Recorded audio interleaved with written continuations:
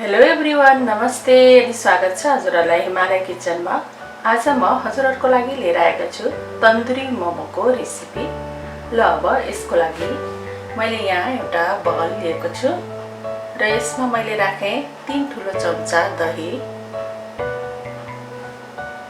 त्यसैगरी मैले यसमा राखेँ 1 सानो चम्चा कश्मिरी रातो खुर्सानीको धुलो, आधा सानो चम्चा तन्दुरी मसला पाउडर, 1 सानो चम्चा लसुन र अदुवाको पेस्ट,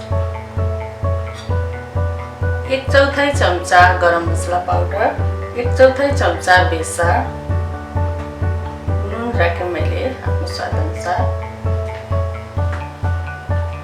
र 1 ठुलो चम्चा जति पानी राखेँ मैले यसमा।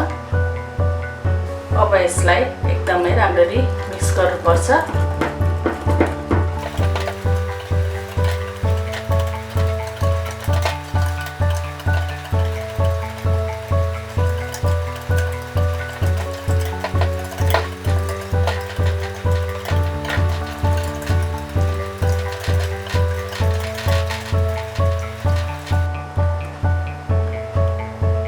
यतिको मिक्स भइसकेपछि मैले यहाँ लिएको छु 8 वटा स्टिम्ड मोमो।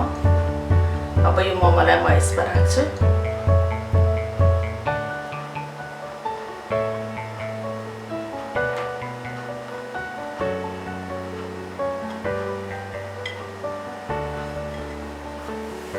र अब यो मोमोलाई चाहिँ सबै मसलाहरुमा राम्ररी लाग्ने गरी कोट गर्नुपर्छ।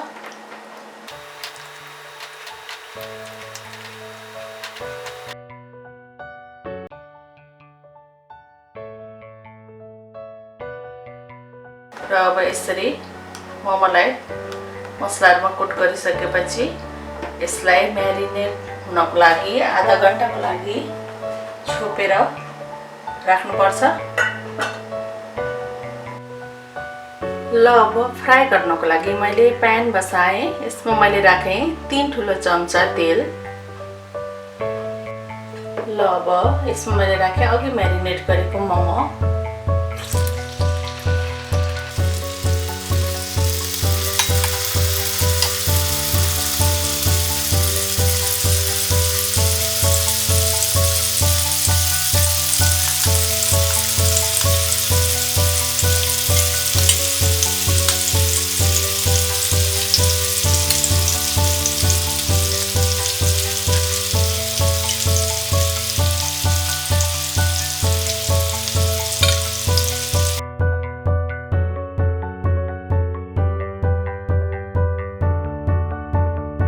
अब यसलाई पकाऊँ।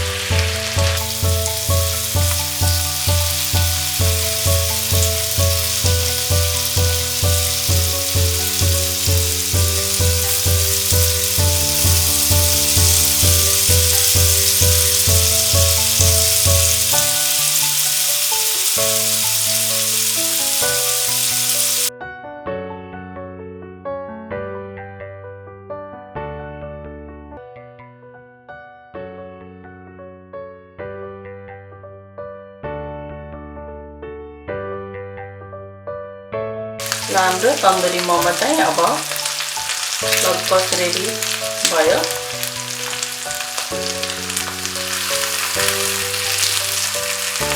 यसलाई चाहिँ मिडियम टु हाइटमा 7-8 मिनेट जति मैले फर्काउँदै दुवै तर्फबाट पकाएँ र 8 मिनेट जति यो फ्राई भएपछि यतिको भएको छ।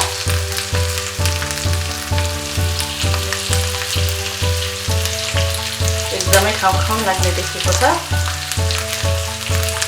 यति बेला भएपछि मैले स्टोभ पुरै अफ गरेँ र यसको बिचमा मैले राखेँ एउटा फोइल पेपर र यसमा मैले यसरी तातो कोइलालाई राखेँ र यसको माथिबाट 2 थोपा जति घिउ राखेँ। घिउ राखेर यसलाई अब छोपेर 5 मिनेटको लागि त्यतिकै राख्नुपर्छ। यसो गर्दाखेरि चाहिँ यो तन्दुरी मोमोमा एकदमै मिठो किसिमको टेस्ट आउँछ।